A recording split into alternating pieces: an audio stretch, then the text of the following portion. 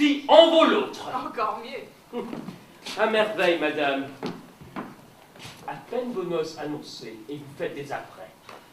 C'est donc pour recevoir mon page que vous désiriez d'être seul. Et vous, monsieur, sans respect pour votre marraine, il vous manquait de vous adresser à la femme de votre ami. Mais je ne souffrirai point que Figaro, un homme que j'estime et que j'aime, soit victime d'une pareille tromperie. Il n'y a ni victime ni tromperie. Il était là lorsque vous me parliez. Puisses-tu le dire en mentant? Il venait me prier d'engager la grâce à madame. Votre arrivée l'a si fort troublé qu'il s'est masqué dans ce fauteuil. Ruse d'enfer, je m'y suis placé dedans en arrivant. Hélas, monseigneur, j'étais tremblant derrière. Autre fourberie, je m'y suis placé derrière moi-même. Pardon, mais c'est alors que je me suis blottie dedans. Et c'est une petite couleuvre que ce serpent-là. Il nous écoutait. Au contraire, monseigneur, j'ai fait ce que j'ai pu pour ne pas entendre. La perfide, tu n'épouseras point Figaro. Contenez-vous, on vient. Il resterait là devant toute la terre. Il n'y a que vous, madame, qui puissiez obtenir cette faveur. Vous le voyez, monsieur le comte, il suppose un crédit que je n'ai point. Comme leur demande n'est pas déraisonnable. Il faudrait qu'elle le fût beaucoup. Soutiens bien mes efforts. Qui ne mèneront à rien. Oh, pas toujours. Que voulez-vous?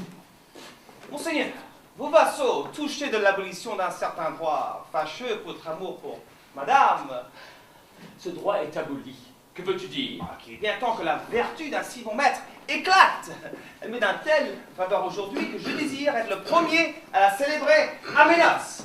L'abolition d'un droit honteux n'est que l'acquis d'une dette envers l'honnêteté. Tu te moques, ami.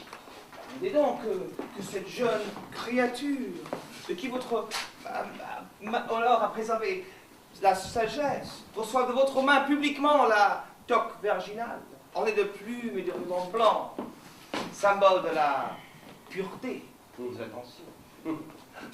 Adoptez-en pour tous les mariages, et qu'un quatrain chanté encore rappelle à jamais le souvenir. Si je ne savais qu'amoureux, poètes et musiciens ne sont que les 3 titres d'indulgence à toutes les folies. Joignez-vous à moi, mes amis. Monseigneur! Monseigneur! Monseigneur, pourquoi fuir un éloge que vous méritez donc si bien? Perfide. Regardez-la, monseigneur. Jamais plus jolie fiancée ne montrera la grandeur de votre sacrifice. Ah, laissez-là ma figure et ne vantons que sa vertu. Tout ceci n'est qu'un jeu. Je me joins à eux, monsieur le comte. Et cette cérémonie me sera toujours chère, puisqu'elle doit son motif à l'amour charmant que vous aviez pour moi. Que j'ai toujours, madame. Et c'est à ce titre que je me rends. Viva!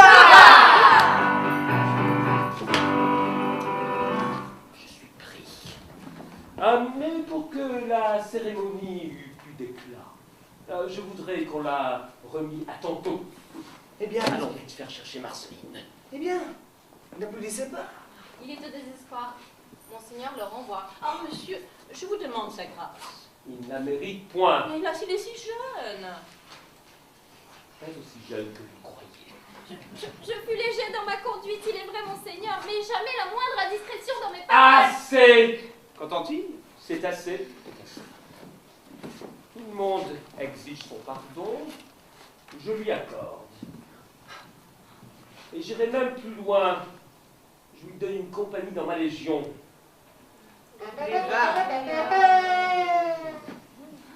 Mais c'est à condition qu'il joindra en Catalogne sur le champ. Ah, monseigneur, demain! Je le veux. J'obéis. Et maintenant, saluez votre marraine et demandez-lui sa protection. Puisqu'on ne peut vous garder seulement aujourd'hui, partez, jeune homme. Un nouvel état vous appelle. Allez le remplir dignement. Honorez votre bienfaiteur. Et souvenez-vous de cette maison où votre jeunesse a trouvé tant d'indulgence. Et soyez soumis, honnête et brave. Nous prendrons part à vos succès. Vous êtes bien émue, comtesse. Je ne m'en défends point. Qui sait le sort d'un enfant? J'étais dans une aventure aussi dangereuse. Il est allié de mes parents. Et de plus, il est mon filleul. Je vois que Basile avait raison. Jeune homme, embrassez Suzanne pour la dernière fois. Ah, mais pourquoi cela, monseigneur? Il viendra passer ses hivers. Embrasse-moi donc au sucre. Ah, adieu, mon petit chérubin. Ah, tu vas mener un train de vie bien différent, mon enfant. Ah, dame, tu ne rôderas plus tous les jours au quartier des femmes. Le bon soldat, morbleu, basané, mal vêtu, un grand fusil bien lourd. Tour à droite, tourne à gauche, en avant, et marche pour la gloire. Ne va pas broncher en chemin, à moins qu'un bon coup de feu. Dis donc l'horreur, quel pronostic. Et Marceline, où est-elle? Il est singulier qu'elle ne soit pas des vôtres. Monseigneur, elle a pris le chemin du port, par le petit sentier de la ferme. Ah, et quand reviendra-t-elle? Quand il plaira à Dieu. S'il plaisait qu'il n'y plus jamais. Monsieur le docteur lui donne le bras. Ah, le docteur est ici. Elle se l'est d'abord emparée. Et il vient fort à propos. Elle avait l'air bien échauffée. Elle parlait tout en marchant. Et puis elle s'arrêtait. Elle faisait comme ça, des grands bras.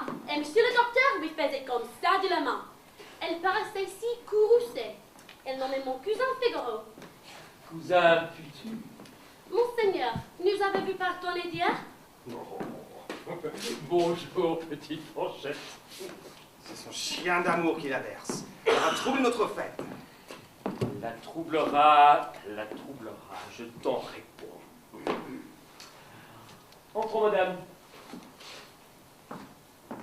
Et vous, Basile, vous passerez chez moi.